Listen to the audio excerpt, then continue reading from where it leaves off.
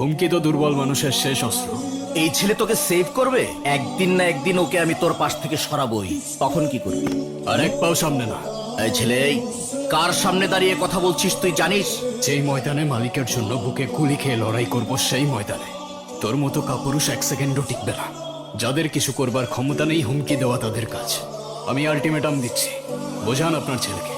আগুন নিয়ে খেলা করলে ধ্বংস অনিবার্য।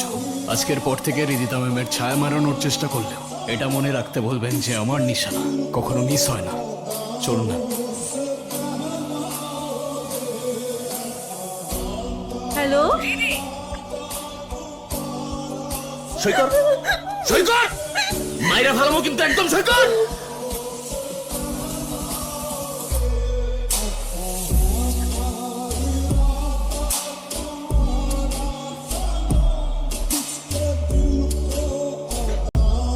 আইসা পড়ছস না? এই শালায় তো আমারে শান্তিতে থাকতেই দিবে না। কি করব বল ব্রাদার? হতে পারে তোর শান্তির সাথে পার্সোনাল কোনো শত্রুতা আছে। সাদা শান্তিতে থাকতেই চাস না।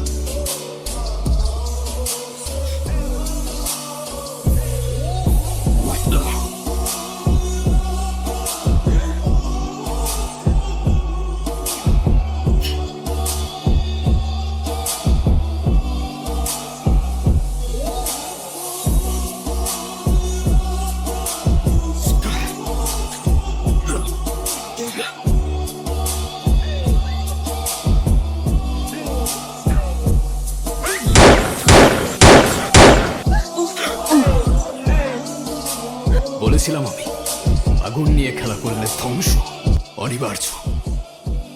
কন্ট্রাক্ট অনুযায়ী 3 উইকস অলরেডি কমপ্লিট হয়ে গেছে। কন্ট্রাক্ট তো আরো একদিন আগেই হয়ে গিয়েছে।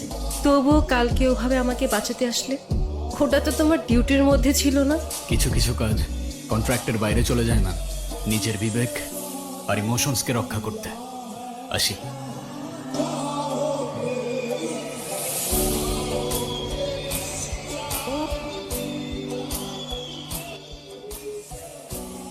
খালি দাঁড়াও, জি ম্যাম। তোমার সাথে আমার কথা আছে। জি বলুন ম্যাম। তুমি আমার আশেপাশে থাকলে আমি সেফ ফিল করি। এমন একটা অনুভূতি হয় যা আগে আমি কখনো অনুভব করিনি। আমার মনে হয় আমি আমি তোমাকে ভালোবেসে ফেলেছি। আশা করছি আপনার এই ফিলিংস ক্ষণস্থায়ী। আমার জীবনে দ্বিতীয় আর কোনো ভালোবাসার জায়গা নেই। আমি এখনো একজনকে ভালোবেসেই বেঁচে আছি। আসি ম্যাম, ভালো থাকবেন।